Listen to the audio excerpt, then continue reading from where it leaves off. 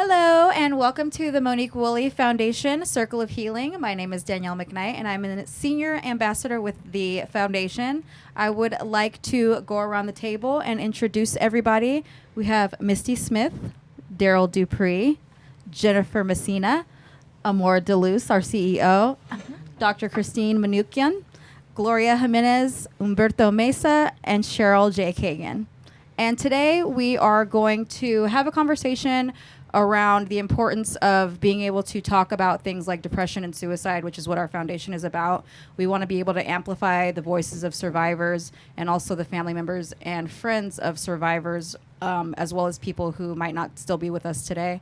The mission of our foundation is to bring awareness to suicide and depression, as well as let people know that they can share their stories without feeling shame around them. We want to break the stigma around things like depression and suicide so that we can start to have open conversations, so that we can get people the resources and help that they may need to be able to survive and move forward with their lives and be able to have hope and resilience, and even, possibly be a part of the foundation. So I would like to open up the discussion for everybody. We're going to be asking questions, giving some answers with our survivors, and then we are going to, sorry. Go ahead and edit that out. Let's see. Take two. Yes, take two. Or we can cut at that crappy part right there. Okay.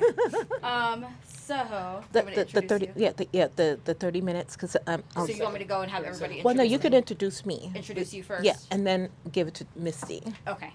So you want me to introduce you and then you're gonna say something, No. or introduce? Introduce me. Okay. Say our, Yeah.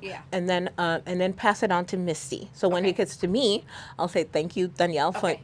for that because we want to take turns. Okay. We don't want to jump back. Okay. Perfect. Just, Okay. just an introduction. Yeah, of who you. She'll ask the question to you. Okay. Yeah. Okay. So you want me to just ask, what's your name? But tell them a little bit about you. Okay. Okay, and a quick what you doing today. I mean, Okay. and from there, so for people to understand the Everybody's 30 role. seconds. Okay. Okay. Okay. So, I'm Danielle McKnight. I'm a senior ambassador here with the Monique Woolley Foundation. I've been a part of the foundation since 2021. I am one of Amor DeLuce's right-hand women in the foundation.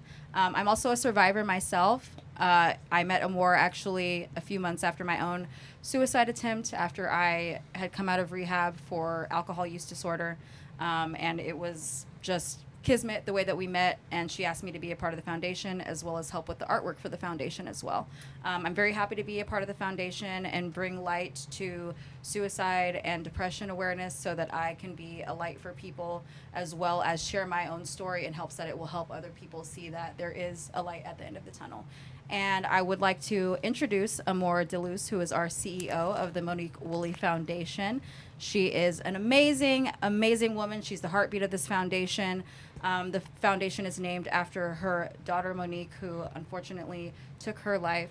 And we are here to celebrate her life, and as well as, uplift the voices of other people. And I would also like to go around the table and introduce our other ambassadors as well. I'm going to start with Misty here. So Misty, if you would tell us a little bit about yourself and what you do for the foundation.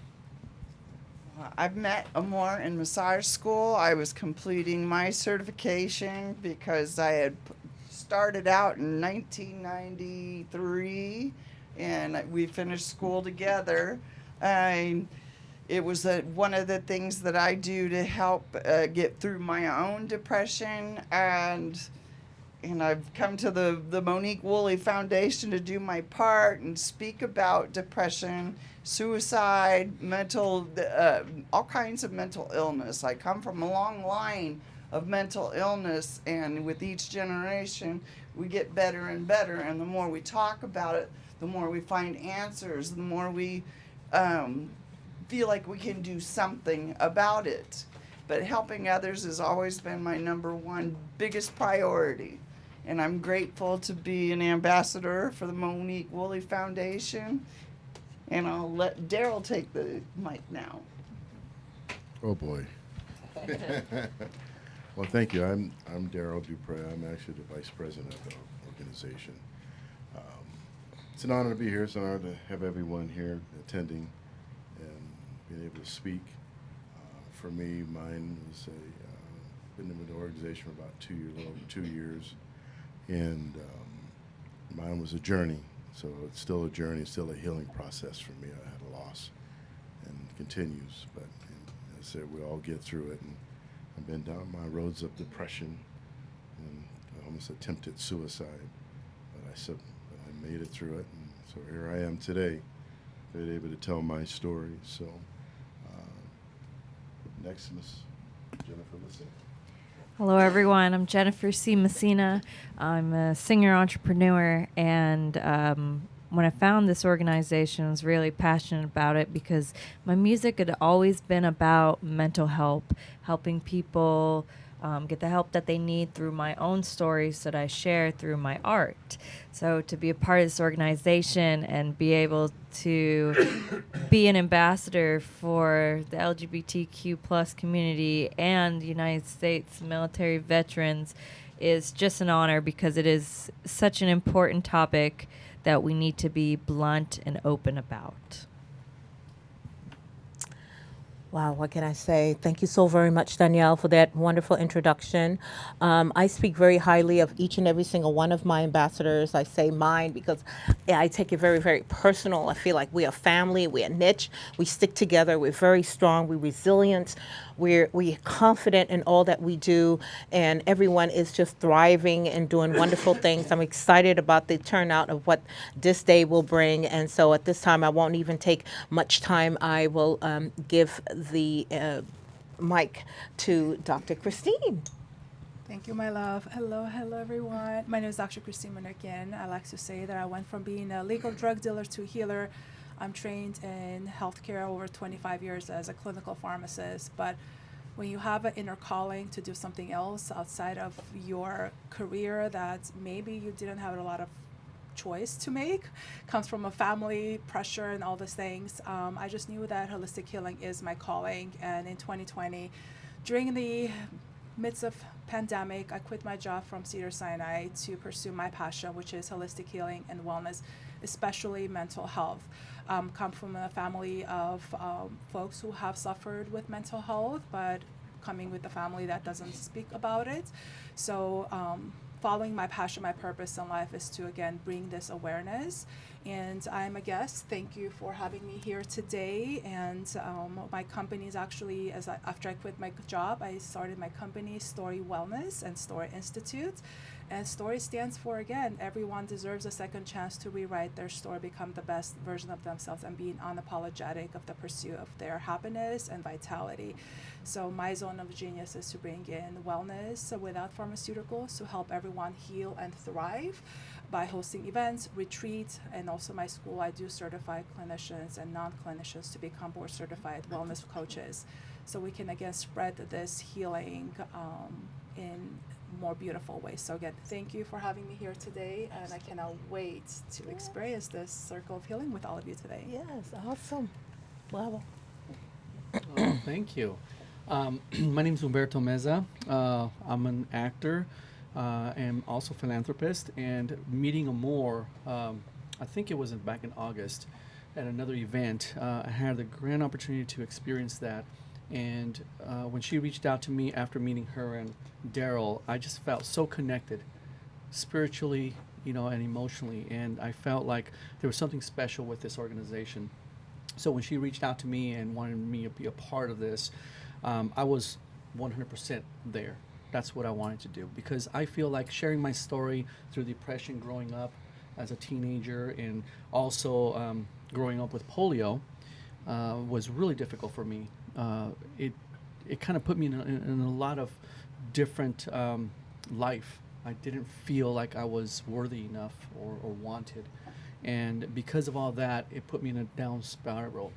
And I felt like I couldn't come up to breathe. But I found my way back, and I'm so grateful for that. But this organization is allowing me to use a platform to share my story and to help others and inspire others to, come back to a better life for themselves. And I'm so grateful to have this opportunity. But I wear many hats, and printing is another hat that I wear. So I love printing for Amor and for this organization. But if you can think it, we can ink it. Okay, Right? that's right. That's the tagline of my company. And it's Yes. mezaprinting.com.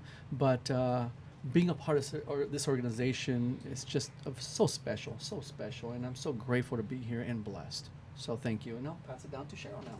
Thank you. Thank you so much. I'm Cheryl Kagan. I have my own consulting company. I've had the distinct pleasure of meeting Amor, my sister from another mister, through the Beverly Hills Chamber of Commerce, where I'm on the board and an ambassador.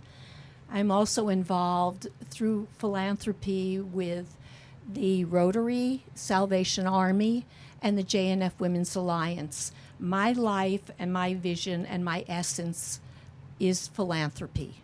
I work because I have bills, but my heart belongs to philanthropy. Service above self. What can we do to just change one person's life? Be positive and productive. I always say we're born into a family, but then we create our own family. And you are all family. The Monique Woolley Foundation is family to me. You know, that is part of my heart and part of my journey. And I'm glad that we're all on this journey together. And I look forward to working with all of you. Thank you. Bravo. Bravo. Beautiful. So, are we doing acknowledgments for photography, videography? Or are we introducing Dr. Christine? All right. Now I would like to go ahead and introduce our guest speaker for today. It's going to be Dr. Christine Manukian, and she's going to go ahead and give us some information on what she does, her business, and how that helps for Sorry, guys. She's going to go ahead and tell us what she does and what her business entails and how that helps people with their mental health and how to heal and Breathe. yeah, that right there. Yes, Let's go. yes. Please stand up. Hello again. Yes. So for today, I actually have a fun experience that we are going to have today, all of us. So just a little bit of a background of what I do. My zone of genius is, again, healing without pharmaceuticals, even though I'm a pharmacist by trade and 25 plus years in healthcare. However, that is to me sick care. There is a Band-Aid for every illness. There is a pill for everything. And to me, you know, when people say they suffer with like mental health, all those things, when they say, what can I do? And I was like, honestly, just do nothing, but just pause and get to the root cause of why you're feeling that way. And for most people, it's stress. For most people, doesn't matter what kind of stress it is, whether it's relationships, maybe you're in an abusive family, right? Maybe it's financial stress that touches your entire life. Maybe it is some sort of like stress that you don't know who you are and you're trying to find ways to fit in. So again, stress and our nervous system is what really is the root cause of all the other diseases that I can even mention: autoimmune, mental health, cancer, you guys, like all these things. And for me to really dig deep was not only for my own wellness journey, but also, again, I was put on this planet to do more other than treat people with medications. So my family, again, suffered with lots of mental health issues, to the point that I remember, I think I was around 13 or 14-ish, that I didn't even know that my grandma had really severe mental health issues, because again, growing up in Armenia, we don't talk about it. And I remember during normal afternoon hearing this shatter of like in the house, and I open the door, all I see is just a pile of blood. And I've never shared the story publicly. And I walk in there and I was like, what is going on? And there is my grandpa and my grandma just rushing to her like she was having a moment. And in her mind, you know, killing the sores or attacking the sores was kind of giving her own peace and her own freedom.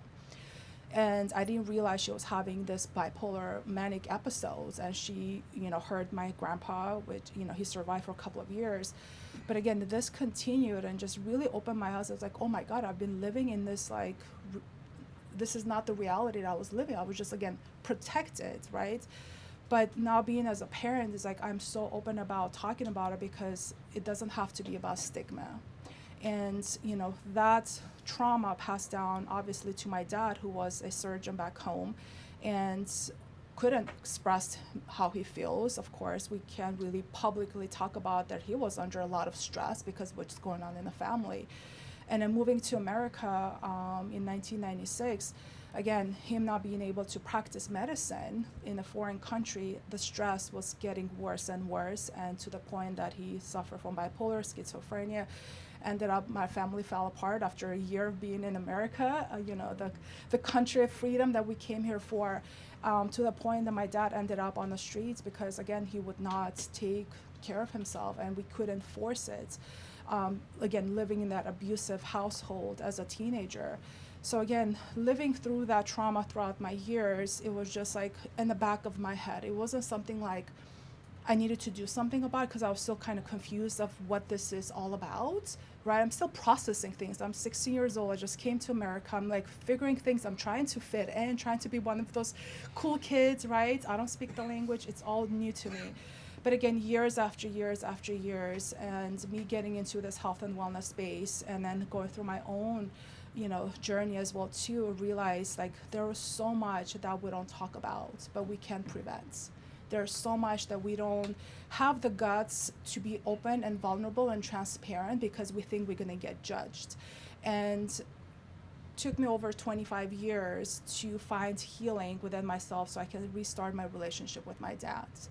And that was all through regulating myself, taking care of myself so I can be that woman, that daughter who's ready to serve and also serve everyone else who's silently suffering. And this took many, many, many years. One of my zones of genius is, again, utilizing our breath to regulate our nervous system and to help us to stay grounded. Again, our breath can control everything in our life, right? You can use your breath to calm down anxiety. You can use your breath to help you get more excited because you get to, like, let's say, do a big presentation. You want to, like, bring that energy in. It's all about our breath and how we regulate ourselves. So today, again, one of my experiences I'm going to ask all of you to do before you get to your circle of healing is to use our own breath to get into that state so you can make decisions in a different way. Because when our body is not under stress, we become more creative. We see artists here. My mom, she's a self-taught artist. Music, right? Acting, like this is all the creativity in our mind, right? My creativity is by creating experiences and retreats. We all have a gift, but we're under a lot of stress, especially when we're to that point of taking our life away because we just can't figure things out.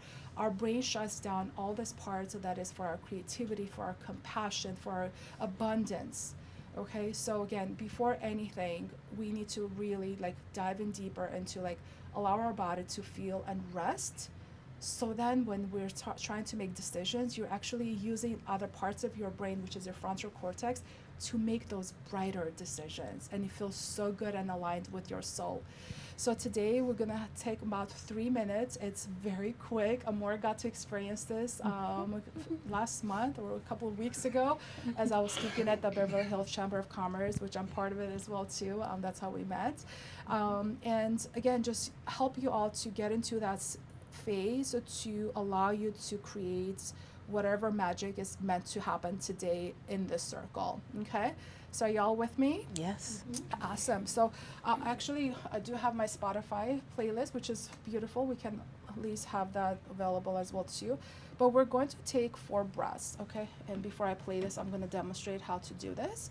So 4 breaths is going to be 4 inhales through your nose and 4 exhales through your mouth. And this is going to be fast and furious. This is not to take breaks, whatever. No, we're just breathing, right? So I'll practice with me. Inhale 4 times.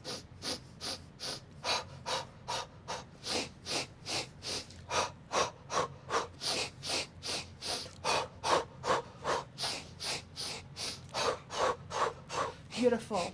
It's gonna feel like, oh my God, my heart is pounding. Don't worry. Even as intense as this exercise is, it's actually regulating your nervous system. It's calming your body down because it's that consistent inhale and exhale, that oxygen coming in and out. To take this experience to an extra step, I would like for you guys, as you're taking your inhales and exhales, touch your fingers just like,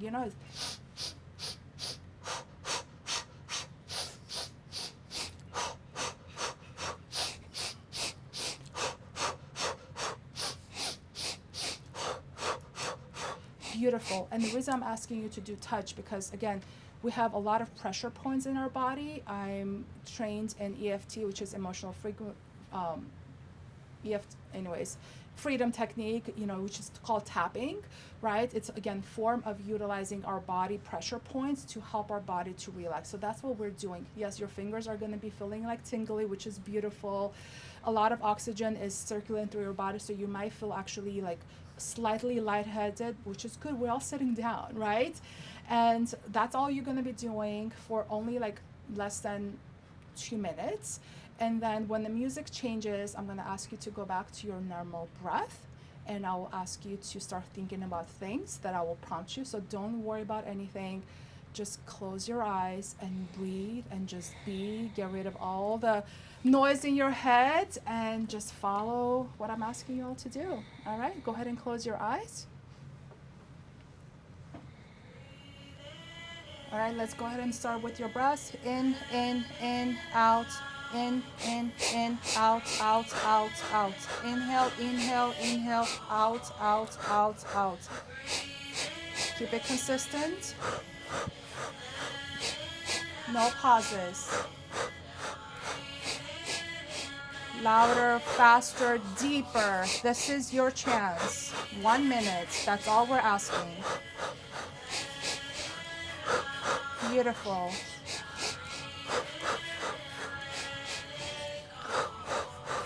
Keep the pace. Connect to your heart, connect to your soul, and just focus on your breath. Beautiful.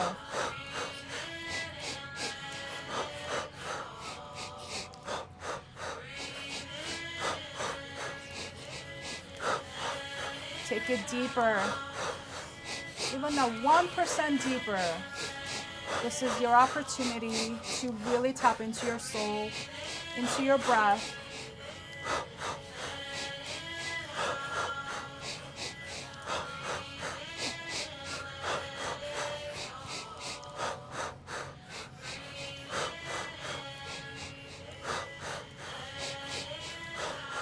Beautiful. Continue with your breath. This is your breath. This is your journey. This is your story. Focus on your breath.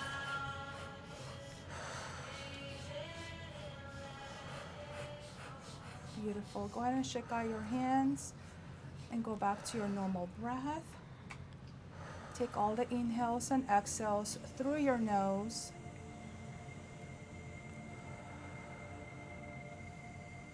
At this moment, I would like to invite you to ask yourself, who do you need to be today? Do you need to be more loving, more giving, more vibrant?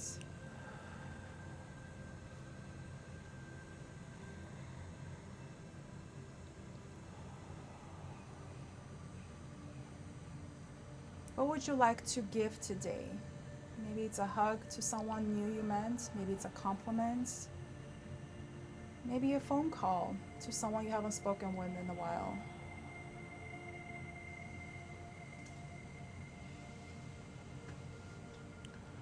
And what would you like to receive today?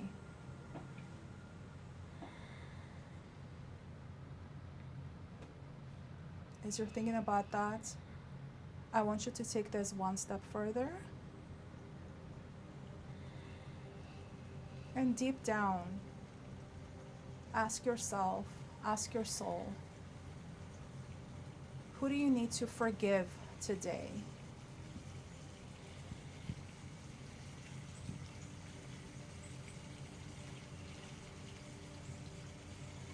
For some of us, we need to forgive ourselves. And that's probably what you need today. Just send them love, compassion.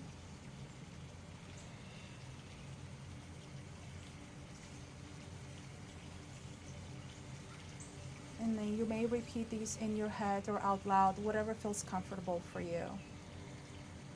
I'm sorry. Please forgive me. I love you. Thank you. I'm sorry. Please forgive me. I love you. Thank you. I'm sorry. Please forgive me. I love you. Thank you. I'm sorry. Please forgive me. I love you. Thank you.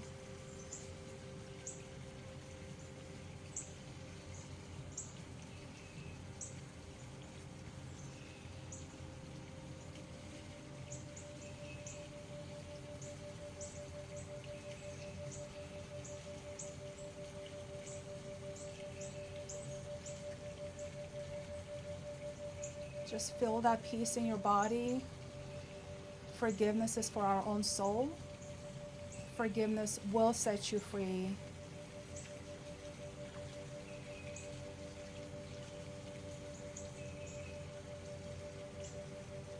And when you're ready, you may slowly open your eyes. And you come back.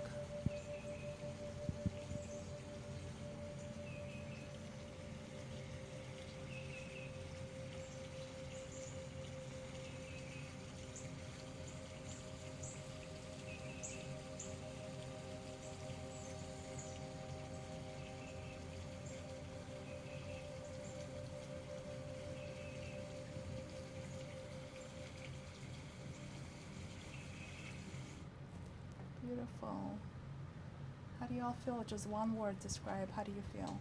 Phenomenal. Peaceful. Peaceful. Calm. Calm. Danielle, what did you say? Relief.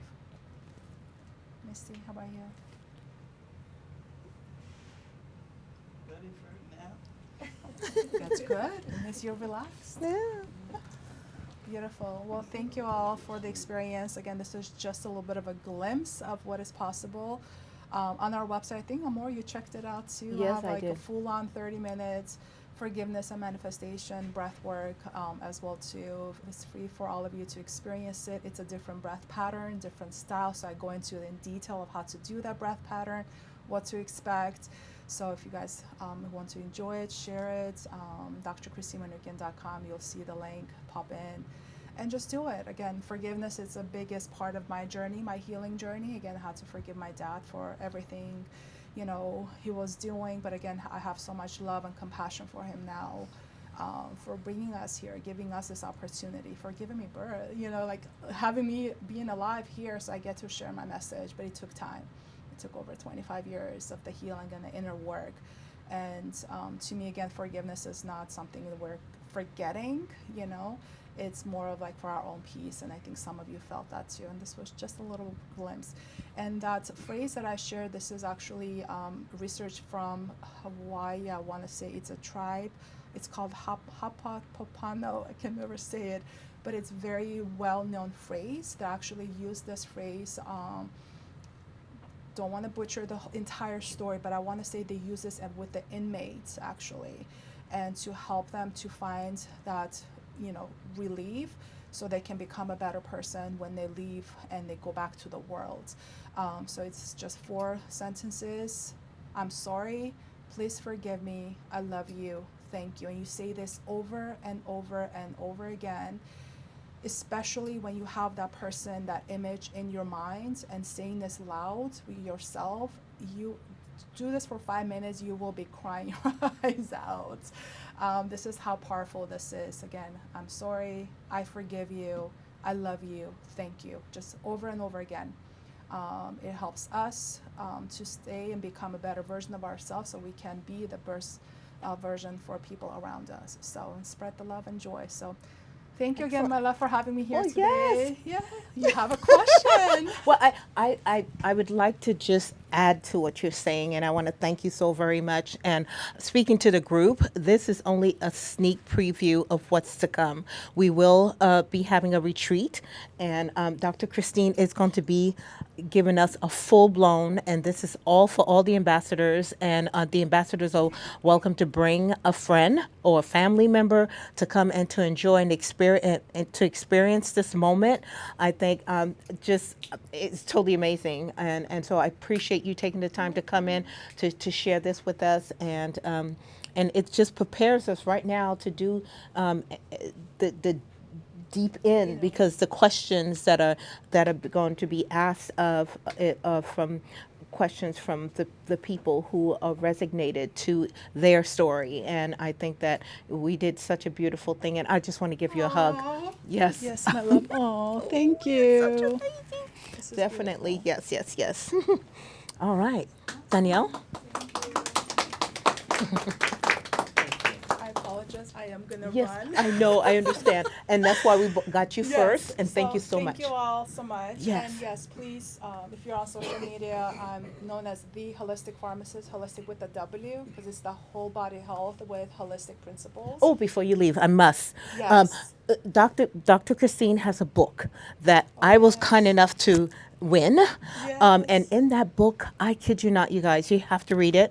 So we'll talk about that and how we It's called can Breathe, Heal, Surrender. surrender. And we on might Amazon just as have well, too. make Yeah. it to where you come to the retreat, and that will be that book that you receive from the Monique Woolley Foundation to say thank you for coming, and use that when you leave, because we can't take her with us. I wish we could, but definitely That's without why, a again, doubt. those resources are out there, because my way of coaching and healing is like, I don't want anyone to be kind of attached to me, right? I want to elevate and empower all of you to go do this with yourself and your circle, right? It's just like, how do we make this as a ripple effect? And yes, actually, the Breathe, Heal, Surrender was published last year. That's my 6th book. But this was very specific, and this was the first time I was really open and vulnerable about the stories in there, the framework of what I teach, with the vitality framework, with voicing your truth, inner child healing, generational patterns, intuitive living, all this thing, trust and surrender, forgiveness. And each chapter focuses, there's a lot of stories, but I also give you an exercises that you can do as a workbook. So as you read it, you reflect, now you have tools to do it yourself. And so it's meant to be used, written, there's a full on, and yes, it's a great tool to have it around, especially, again, it's right there, you can grab it at any time, and it's a quick read, you guys. It's like 200 some pages, but it's a quick read. You'll enjoy it. So thanks for mentioning that. Yes, I published absolutely. it last year in May in honor of Mental Health Awareness Month. So it's coming up to 1 year. I was like, oh my gosh, it's Yeah. coming. But yeah, thank you so much. very And welcome. yes, if anybody has any further questions or you want to connect, I'm all about giving and serving, and how I can help you guys, all of you, with beautiful businesses that you have. Just reach out to me. And Anyone has a question real quick for Doctor before she leaves? Any questions? I'm just a message away. You're welcome. Okay, Thank you. yes. Well, go ahead, And I darling. got to wear my favorite color, What? yellow. I know. Isn't that beautiful? When feeling blue, Yes. think Yellow. yellow. That's really good. Have Yes. the yellow hat. So. Absolutely, and that's our logo, so keep that. Heck yeah. All right. Thank you so Thank you very so much. much. Yes, Yeah. yes. Thank you. All right. On the side. I'd like to thank Dr. Christine Manukian for sharing that with us. That breathwork exercise was absolutely amazing. I'm actually a fan of breathwork myself, and I try to do it as often as I can, along with meditation, which is something that has helped me through my healing journey, along with, other things that I've used personally throughout my spiritual journey. But we are going to get into the Q&A session of our Circle of Healing. So each participant is going to pick a question out of this fishbowl. Well, Actually, if I Or- may, I didn't get a chance to do it like that. Okay. What you have here is for the group. Okay. Okay, but each person have their own personal questions there. So why don't we start with you, Danielle, Okay. because there are 6 questions for everyone that was asked. We may not go through all of them today, but I truly believe that in doing so, you answer the question 1 or 2, and then it'll open to anyone else who want to add into that, and then we go to the very next, and it goes around, and then after that, Cheryl here is going to be interviewing the ambassadors. Okay. Okay? Okay, so I've got a list of my 6 questions that are personal to me and my journey. So I guess I will start with the first one, since that kind of leads into what led to my mental health struggle and depression. The question is on overcoming addiction, and it says, can I share what led to my struggle with alcohol and the turning point that made me decide to break free from it? I started drinking in college, party, away from your parents and everything, living on campus and peer pressure from friends and going to frat parties and stuff like that. I really did not like alcohol at first at all. And my friend was in a sorority, and, she's like, hey, get some beer. And I'm like, beer's gross. I don't want that. And, she's like, well, drink some Jungle Juice. And I'm like, what the hell is that? It tastes like Hawaiian Punch. So, before I knew it, I was inebriated. And, that was just a pattern of being in college and partying, and, everyone else is doing it. And then I would say probably when I was 21, I ended up getting my first and thankfully only DUI, which I'm actually grateful for, because I definitely could have hurt myself or somebody else. And after that, while I would take a taxi, back then, that's before Lyft and Uber was around, to the bars, my drinking did become exacerbated. And I believe it was in 2018 when my drinking was at its worst, after I had gone through being sexually assaulted.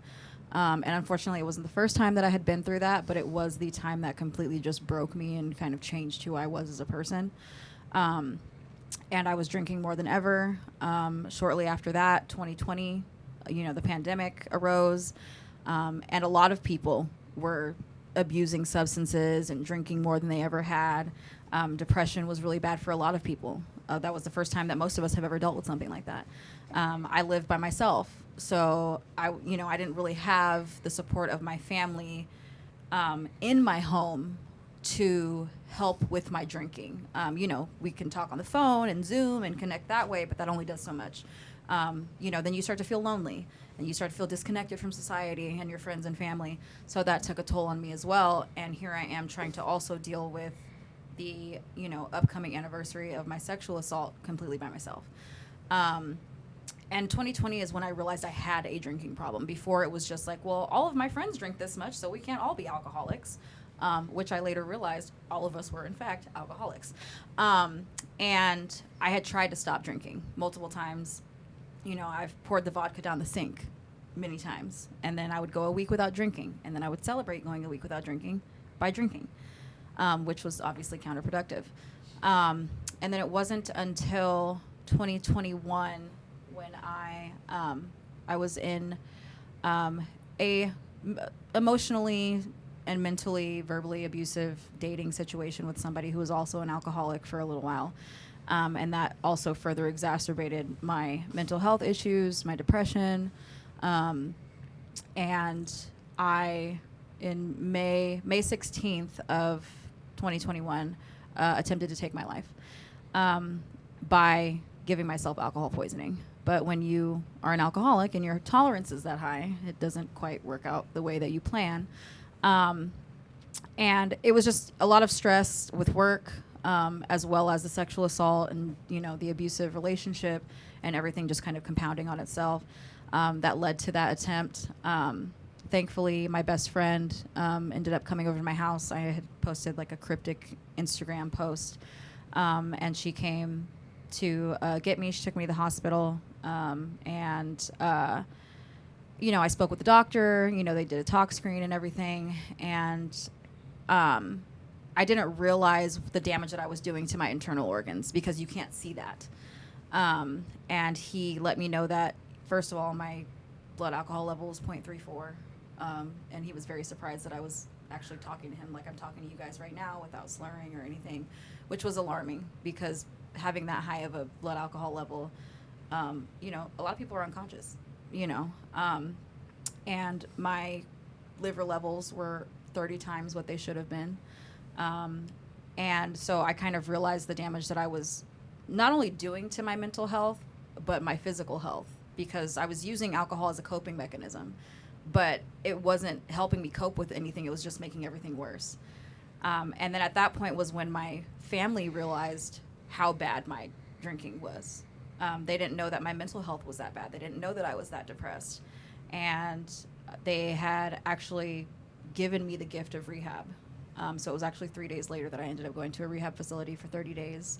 And I have been sober ever since then. My 4-year sober anniversary birthday. Thank you.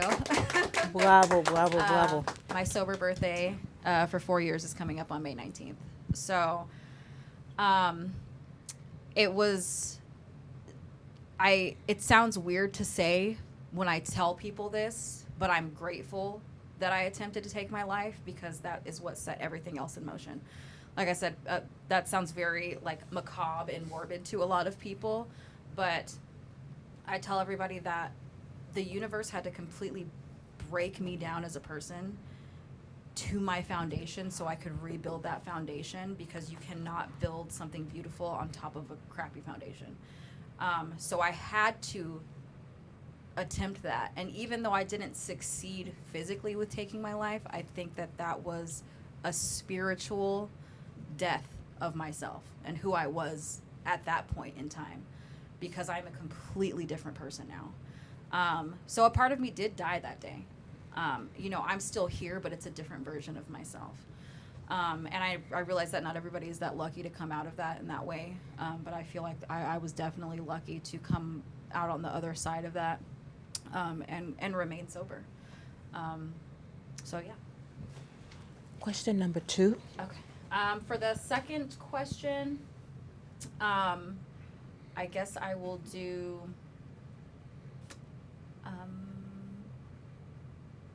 my entrepreneurial success, because I do want people to realize that after something like this, you can build a life for yourself after that. There is a light at the end of the tunnel. I am a business owner today. I own my own tattoo shop in downtown Long Beach called Black Moon Lilith Tattoo Studio. It's an all-female shop. It's a safe space for everybody. I live in a city with a big LGBTQ community. I myself am a part of the LGBTQ community. And I wanted to create a space for people to come to where they could feel safe, where they could be themselves, because typical tattoo shops are very male dominated. They're very intimidating. A lot of people don't feel safe in tattoo shops. A lot of people feel like they aren't accepted as who they are, especially if you are a woman or a part of the LGBTQ community or a person of color. So I wanted to create something for the community that was welcoming to everybody. And you can come in and come as you are and be who you are and come in and share your story. It's a running joke in the tattoo community that tattoo artists are therapists.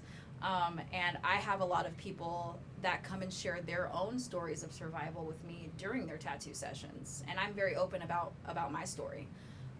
So not only is it a healing career for me as a person, but I believe that I am also doing healing work for other people that walk through my doors. But I prior to my sobriety, I never thought that I'd be a business owner. I never thought that I would be as successful as I am today. I tell people in 2020, I had $800 to my name. I couldn't work because of the pandemic. I was not an essential worker. And after overcoming my alcoholism, and after my attempt, and after getting on track with my mental health, going to therapy extensively, getting on antidepressants, and finding healthier outlets for my pain, and by 2022, I was able to make my first 6 figures.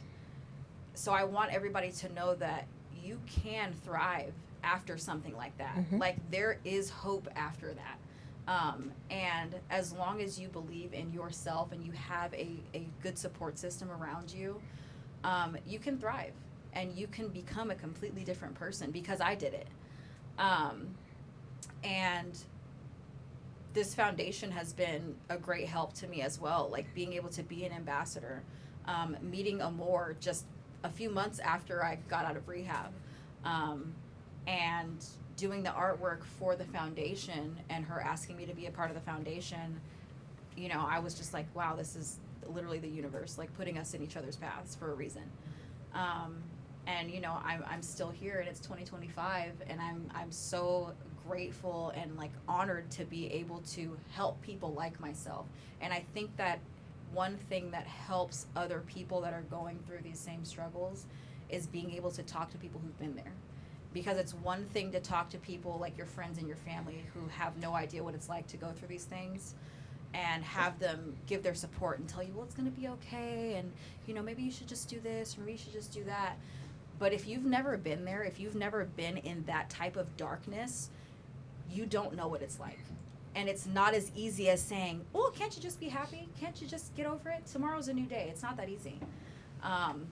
So being able to have people here who have been through that darkness, who have been through, excuse my language, but the pits of hell, to talk to and rely on, is something that I am happy to be able to give to other people who have or are going through the same things that I went through.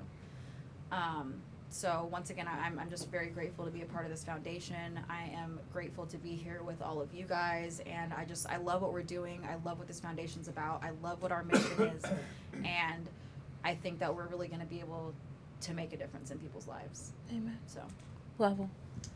Awesome, awesome. Okay. Okay.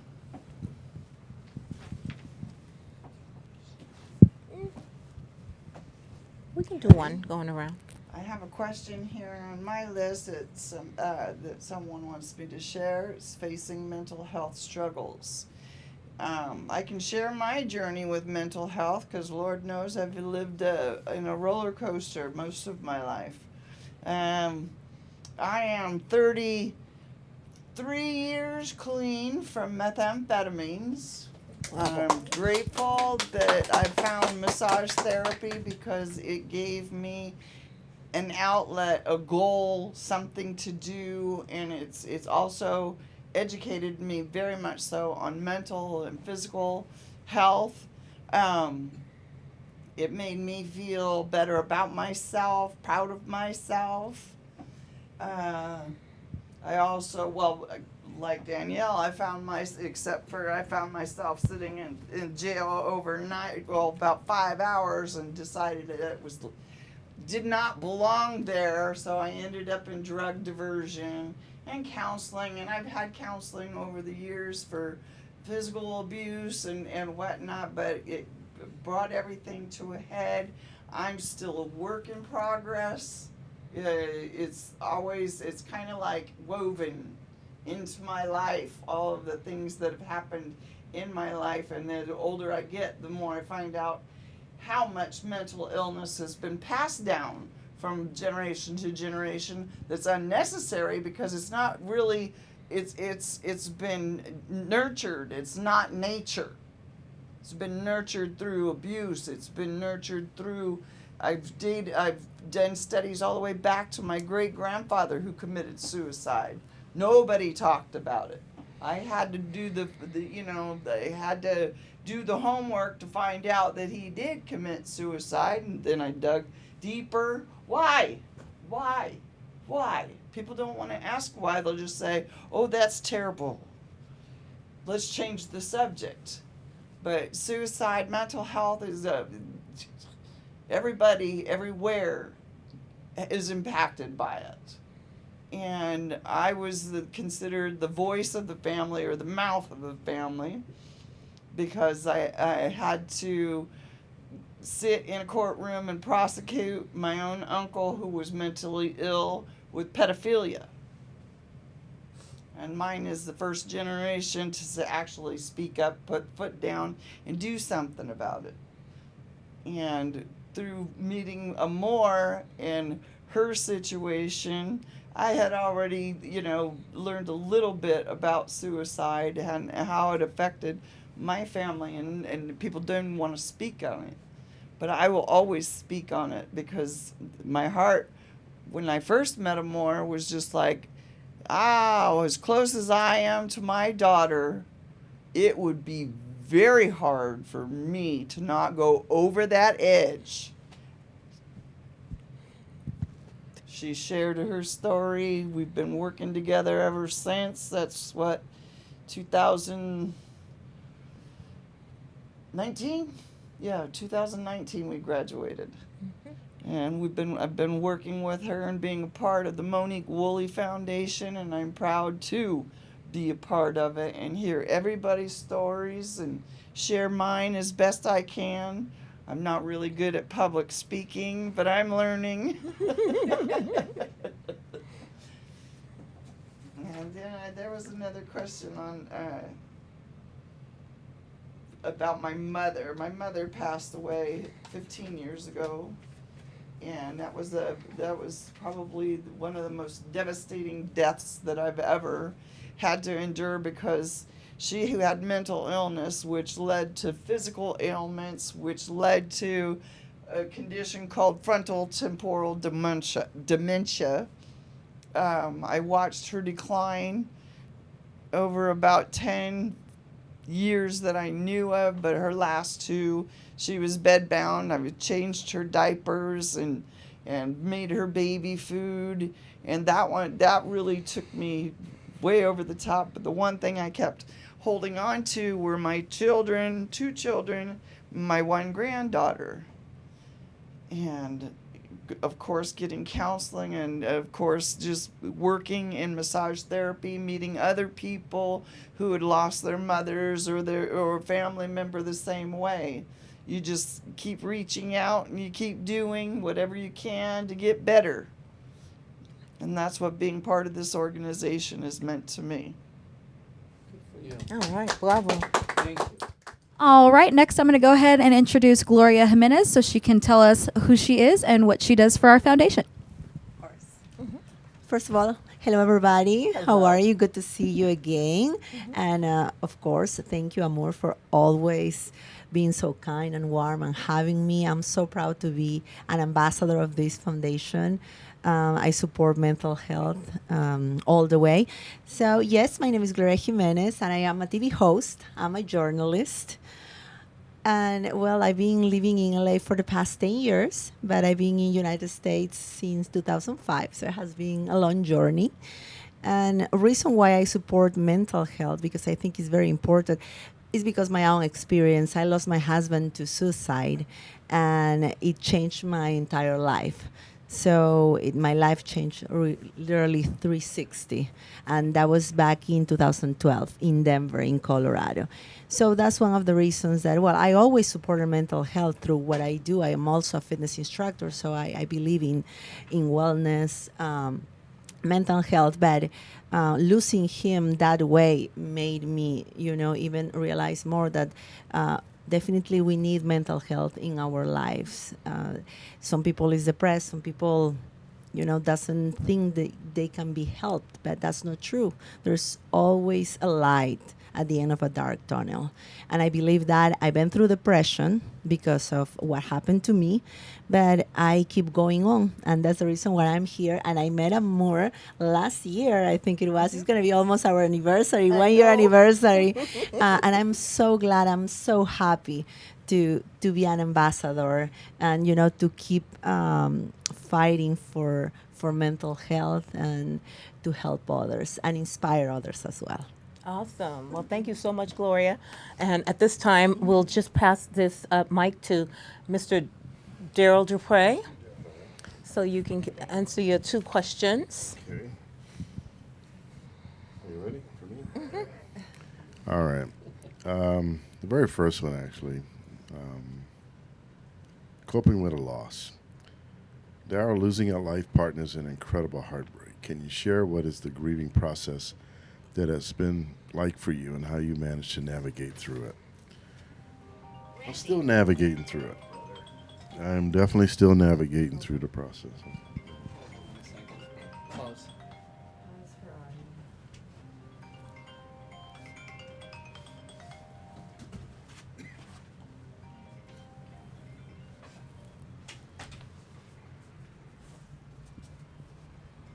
Back to it.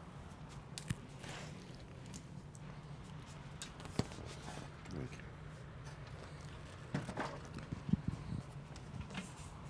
you. So the answer to the first question, I'm still navigating through it.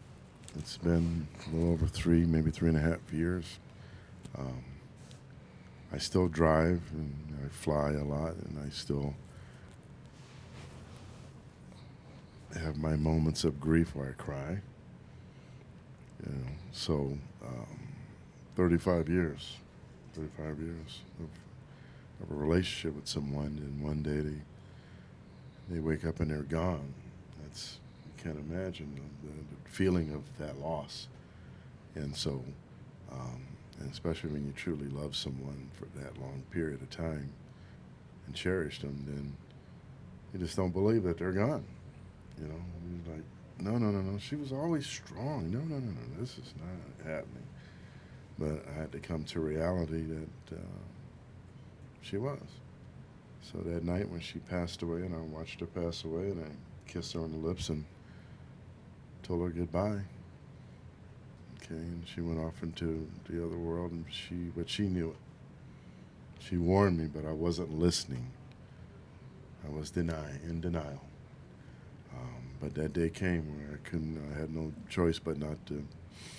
I had to listen, because he was in front of me, and it was happening, and I kept talking to the doctors, and they said she's not going to make it. She's too sick.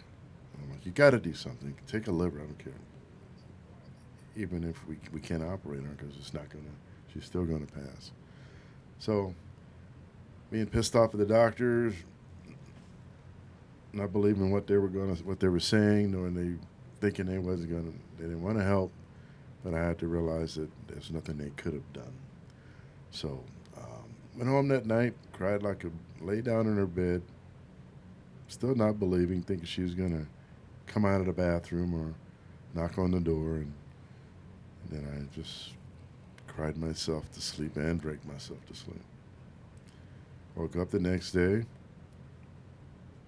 It was quiet. I'm used to the TV going, the birds yelling, and everything else, and she's calling me D down the hallway.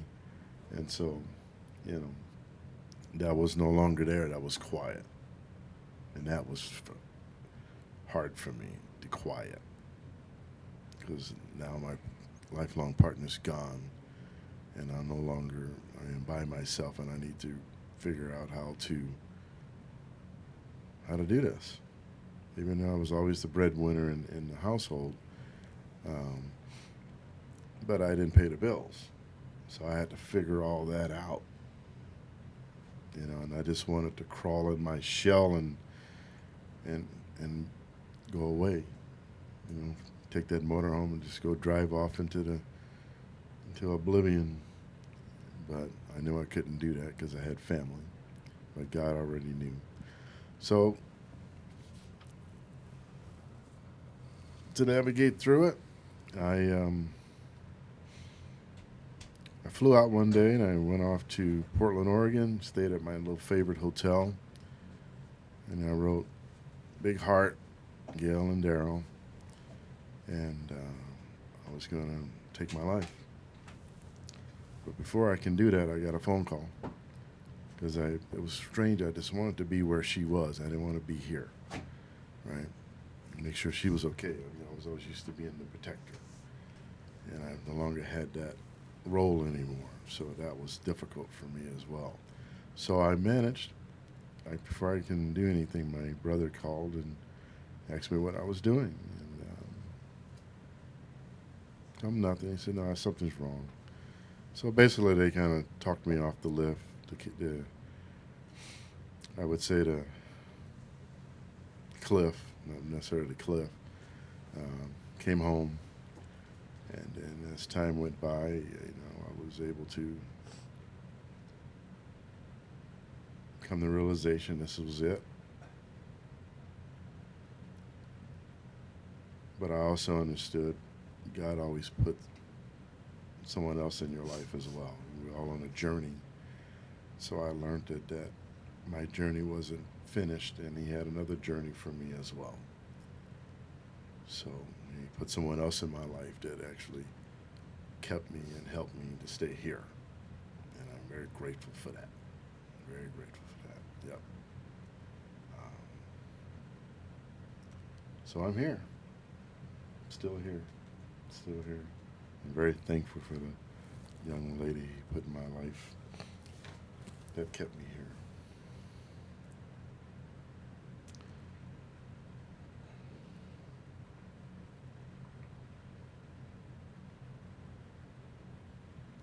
Finding strength. When you felt at your lowest, what or who gave you the strength to keep you going, and how did you begin to shift your mindset toward healing? Job was not it. Very successful on the job. Well into six figures easy, but money doesn't change things. Money doesn't buy you happiness. And matter of fact, in some cases it buys you pain. But not being alone was part of my process, because I was never alone. I don't know if I could ever dealt with that. So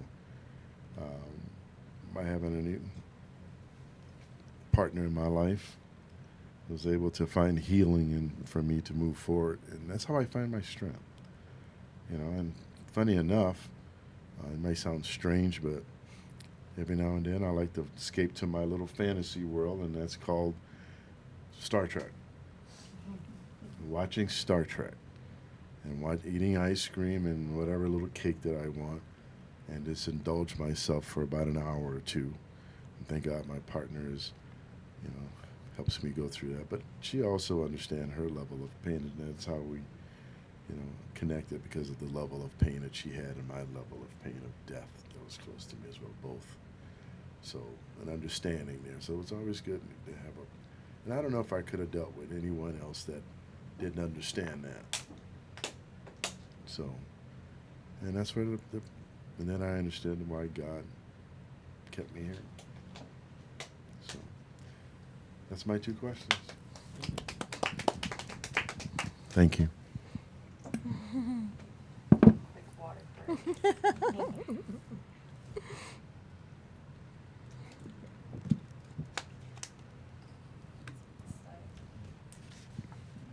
I'll start with question number 1.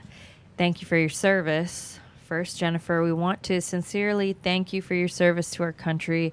How did your experiences in the service shape you, both positively and challenges you faced? That's a really great question. I was just reflecting on this recently because I'm about to hit my 13-year mark.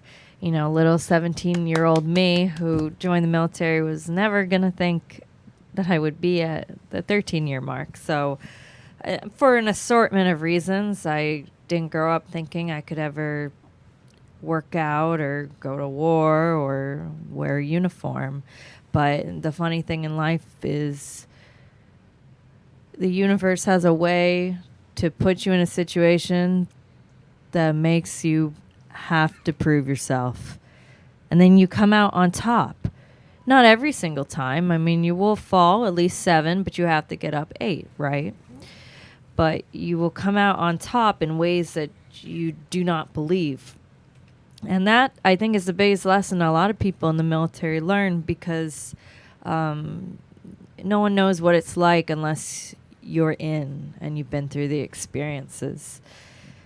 For me, some of my experiences, being a 5'2" small woman, joining at 17, there were a lot of predators amongst me, just like anyone else in the military, male or female, non-binary. There are a lot of predators out there that slip through the cracks.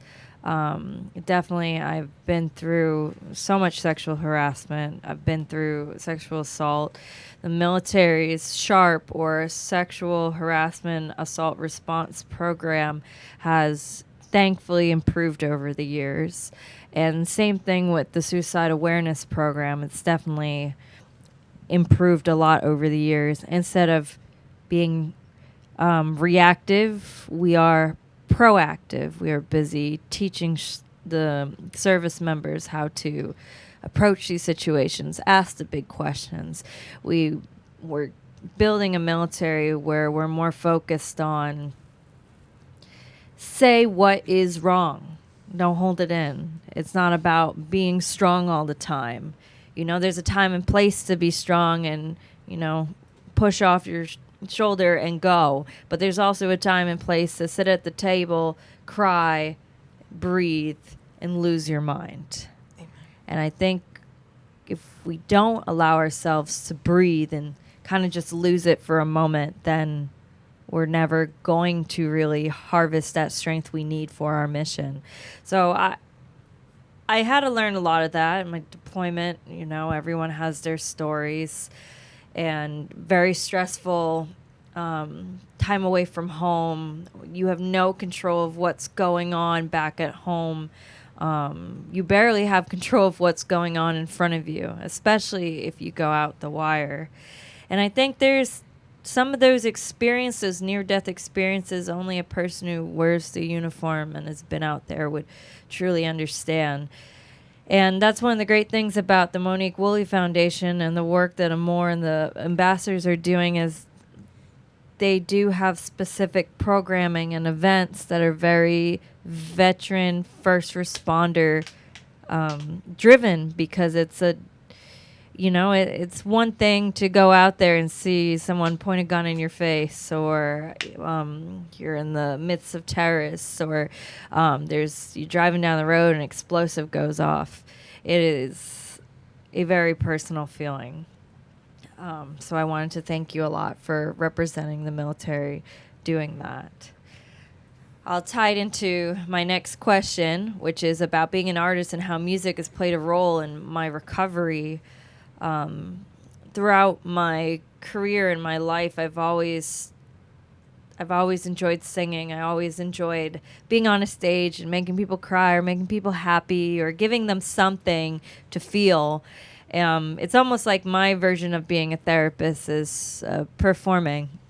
So when I got older and it was COVID time, I finally, I got off of I broke through the wall, and I said to myself, I have to actually go out here and try to make a difference in my music. I can't just be hiding behind my computer and never releasing my music and never performing, because that's what I did in high school and your parents make you, right? And I said, I just got to put something out and just see what happens. So then was born Time Heals Everything, which, as you can hear in the song title, is about healing and how things take time and you have to go through the processes and the stages of grief. And the song did fairly well, and that's when the start of my career happened. And I said to myself, you know what, moving forward, I'm going to be blunt, open, and honest about the stories that I tell in my music, because clearly it's helping people. People are listening to it in the showers, on their shower playlists, is on their driving down the road playlists. It was probably in a couple people sitting on the toilet playlist. but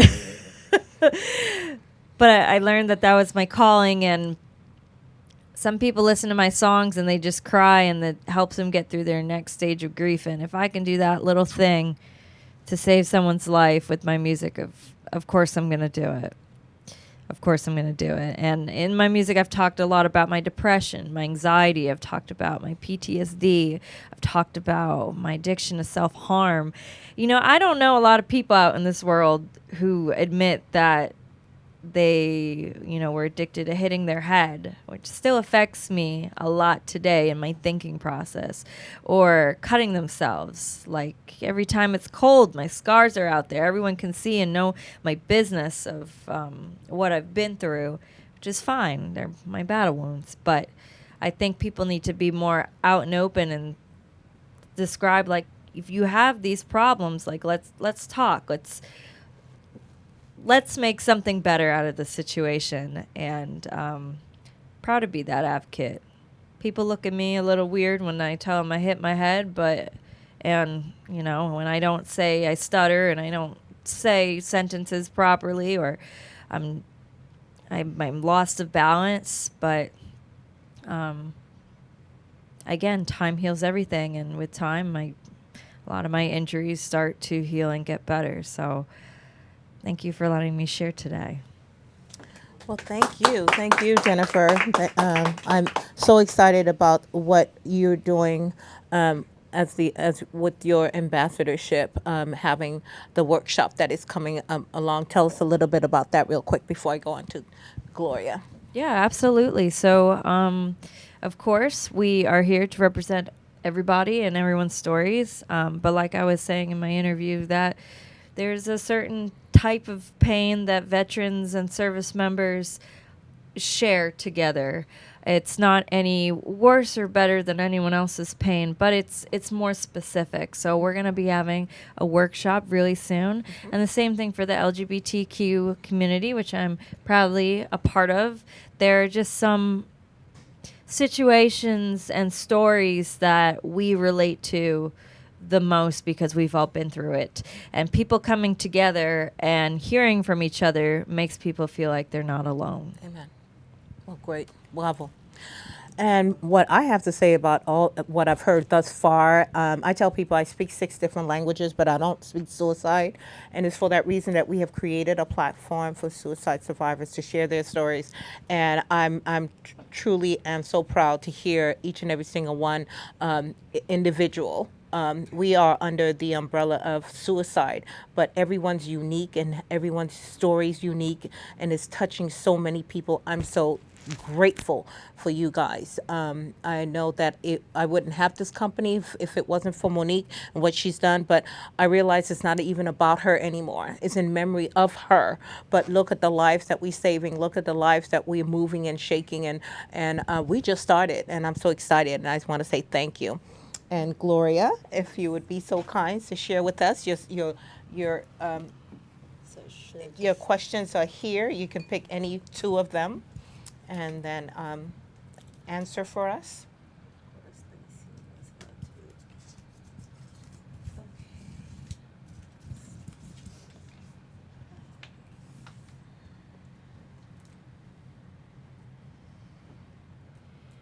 Okay, let's see. Has this experience changed the way you view love, relationships, or even your own mental health? Well, what can I say? Yes, definitely, this experience changed my entire life. Like I said, 360 degrees. Of course, I'm open to love. I believe in love. I always did. But the grief is part of me, and I'm still grieving. I mean, I always say to everybody, grief will always live with you. It's just, you just have to learn how to cohabitate, basically, with grief. I loved my husband. I was in love. I was in my 20s when I got married. He meant my life. We were together 10 years and 7 years married. And I cannot imagine being 35 years old, 35 years with a partner in life, because for me, these 10 years, they were my entire life. And after he passed, it felt like I was done with everything, I got to the point that I got depressed, very depressed. Thanks God I never got to the point that I wanted to commit suicide like he did. Actually, it was the opposite. I wanted to leave. I wanted to keep going on. And I definitely wanted to work in my mental health as well and inspire and motivate others. So, but definitely my experience changed the view of love, relationships.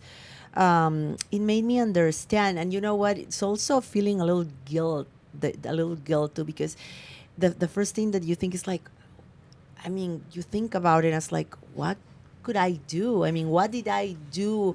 I didn't notice. I haven't noticed that he was in depression. I never noticed none of these things, and the guilt is first. It comes first. So yes, definitely, this experience has changed my life in every way. And one thing I have to say, if I am here, I have to say that I have to thank my little babies, my furry babies, my dogs. I was a mom of 3 dogs, and these dogs, they have been my angels. Thanks to them, I'm here because they miss their dad. I mean, we were a family, and that's one thing that I always want to remark. Dogs. I mean, I am an animal lover, and I think dogs are so important. They were my babies. I couldn't. I didn't have a chance to be a mother. I don't know if I will ever be, but I have problems. I did, and we have these 3 furry babies that they were my first supporters until now, and to the point that I lost one in 2022, and my depression came again, and I went down the road for months because he was. I lost the. I felt like I lost my wing. I have these 3 little angels. I lost one. Now I have 2. So yeah, that's. And let's see one more question. Let's see what else.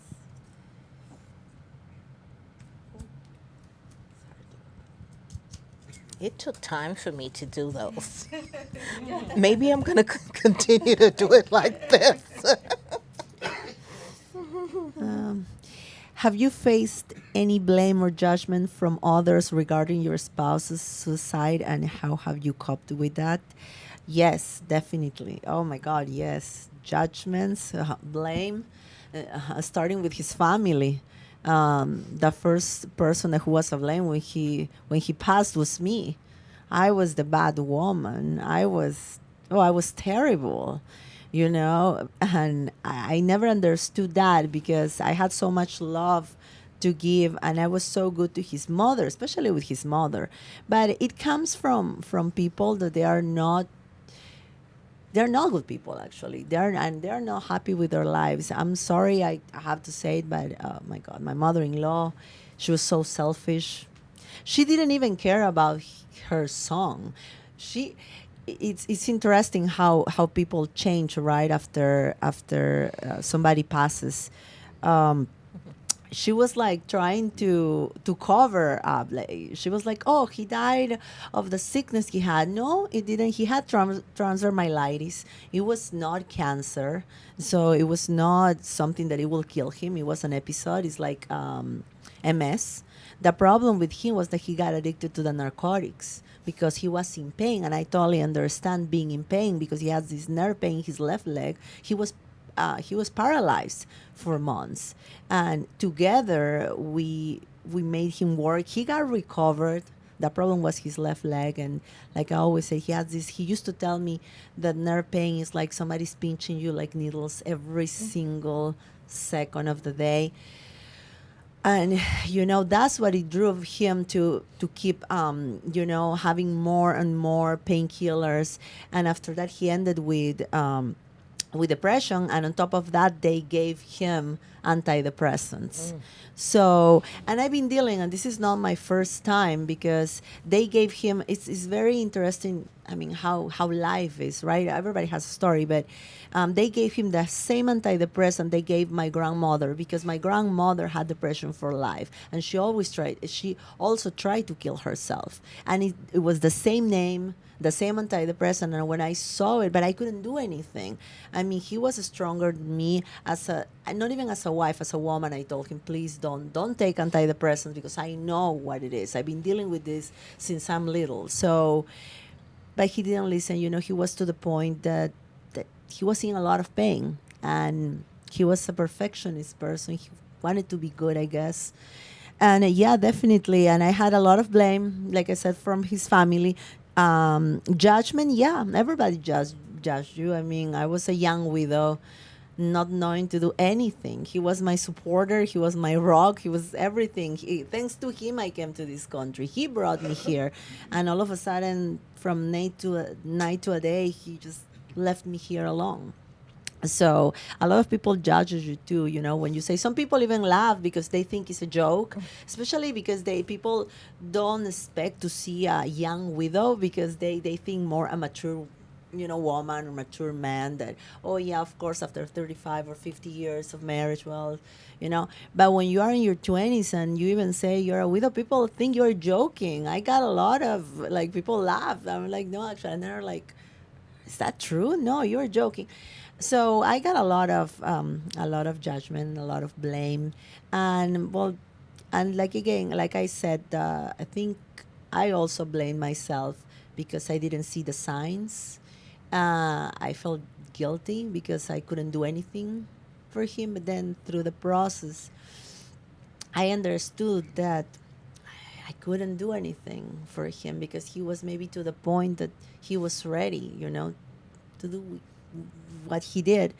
And that's one of the other reason that I am here, because maybe I couldn't save him. I didn't save him, but I would love to save other lives. That's one of the things that I'm with the Monique Woolley Foundation, because I couldn't save my husband, but I, I really want to save other lives, because I think all of us, we deserve an opportunity. Like everybody's saying, it's okay not to be okay, and some people don't understand that, and it's okay to talk about it. Again, I've been through depression. I know, especially when you're alone, and in this country, for example, I'm by myself. All my family is in South America. It's hard, and sometimes loneliness also drives you to depression. So that's why I'm here, and thank you so much, Amor, for having me. Thank you guys for being here and supporting this cause. It's amazing, and nothing. I just have to say that thank you for. You're welcome. You're welcome. And Robert. And Mr. Umberto, would you be so kind? 2 questions. And might I add also to everyone else, the questions that are remaining will need to be answered. So we'll do it at another session, okay? Because these are important to be answered. So let me go ahead and pass you the mic. Well, thank you, everybody, for allowing me to do this. I'm just randomly selecting one, so give me a sec here. And I don't have nails like her, but I'll do my best. Let's see. Take my 2 questions. More and more. Yeah, sure. I don't expect you to do this next time. Okay. Okay, this is question 3, actually. It says, was there a specific moment or realization that made you choose to keep fighting despite the struggles? Really good question, you guys. Really good question. My struggles with polio, with not being like everybody else, struggling with a lot of depression growing up, thinking that I wasn't worth it. It was really hard for me because I couldn't do a lot of things physically. I couldn't walk straight, or I couldn't even play my favorite sport, which is baseball. I love baseball. Go Dodgers! But I couldn't play certain things, sports or anything like that, and I just felt like, what am I doing? Why am I even here? But for me, I had to fight within myself. I had to fight within my heart. I had to fight within my spirit. I had to feel something different that will keep me going, and I don't know. I thank God first, because without him, I wouldn't be alive, number one. And I had so many brushes with life, with death, actually, not life. So many brushes with death. Car accidents. I had 4 car accidents that I could have been dead. And I survived. And I believe still to this day that God needs me here on this earth for a reason. And sharing my story, sharing my depression, sharing my struggles with polio, I believe that this is the reason why I'm here. Because why else am I here? I love what I do, but I love helping people, and I love inspiring people. And the Monique Woolley Foundation has given me that special platform to do it. And that's how I continue to be brave, is to just move forward and move upward, and just know that deep inside I have something special to offer. And I hope and I pray that I continue to do that for the rest of my life. So hopefully that answers that question. That's how I keep going. Next question. Let's see. Another swirly one. Sorry. Oh no, I love it. I love it. Oh, Yeah. you should have heard what I told Daryl. I said, no, Daryl, you got to make it smaller. Was you? No, just kidding. Oh, no, I had This, right. this goes to number 1. Wow, the first one. After surviving 2 suicide attempts, well, yeah. What has changed in the way you view life, and what keeps you going today? Once again, struggling within. I can't believe I'm saying this, but I was on the operating table. Maybe I was 2-3 years old, and I flatlined. And I still believe that God sort of made me come back to life, because I don't know why else I would be here, but they were operating on my leg because of polio, and all I remember was when I came back, I was singing away. I'm not a singer. Please don't ask me to sing. But I was singing away to the nurses, and my mom said that that's what cheered me up, I guess. And going through that was something special, she said. But other times I felt like I wasn't worth it, and I needed to just end my life. I didn't know how I was going to do it, but I knew that, why am I here? Why should I be here? And I just felt like letting go. I felt like just falling asleep and never waking up. And that got me to a darker place, a place where I felt like I didn't belong on this earth. That maybe if I left, no one would miss me. But something in here told me to not do it, to just breathe and live. And I did. I took a long breath and I lived. And it was hard, but I just knew that after that I can continue to live. And I wanted to live. I didn't know for what reason, but I just knew that I had to. And that's what kept me going. And I'm grateful for that, because here I am with the Monique Woolley Foundation, with all of you, telling each other stories, knowing that we're here for a reason, and to help others that are going through similar situations. And hopefully, when they see this and when they hear this, they'll whatever experience they're going through, they'll be able to live for themselves. And I thank you, Amor, and thank you, Daryl, for allowing me to be here. Oh my goodness. Doing Thank this. the Lord. I'm only a vessel. And thank the Lord, of course, Amen. for giving me life. I mean, hey, I may walk with a limp, which I like to call my swagger, but that makes me unique, right? Yeah, it does. So we're all unique in our own way. Absolutely. And I think that's the reason why, if we're so unique, that's why we're still here. And there's a purpose for us to be here. So let's keep going. Amen. Let's build that up and help others and inspire them to live for themselves. So thank you. Appreciate it. Wow. Okay. All right, everyone. Well, I can't begin to tell you how exciting I am can't wait to see the finished product of this, and we will meet again. But at this time, real quick, if we can all just stand up and take a group picture. I don't know if it's in front of here. I think that will be great. Let's just do that. And Danielle, you want to say last few words? I just want to thank everybody for coming today to the Monique Woolley Foundation Circle of Healing. Thank you guys for sharing your stories. Like we say all the time, everybody's story deserves to be heard. I think that all of us, even though our stories are so different, we still connect in a certain way because we've all been through something similar, and we've all come out on the other side of that to be here. And I think that what this foundation is doing is a beautiful thing. I think it's a great thing.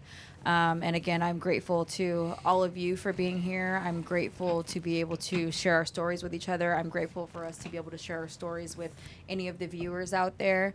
And I hope that this reaches who it needs to. And if this reaches somebody who may not be struggling with depression or suicide themselves, maybe you know somebody who's struggling and can pass this along so that it can help them. And then maybe in turn that person can pass that along and pass that along and pass that along.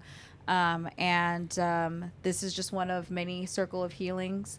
And I hope to see everybody at the next one. And remember, when feeling blue, think yellow. Think yellow. Yes. Okay, come on, guys.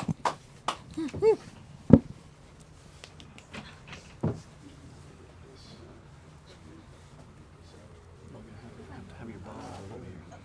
Daryl should be here. Daryl? Okay, come on, sir. That's fine, I was just moving the chair. I'll flip over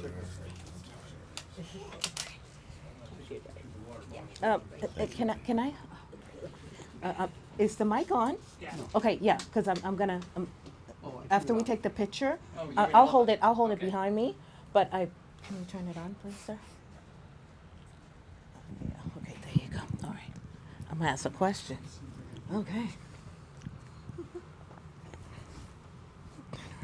Well, No, so we can squeeze. Yeah. there you go.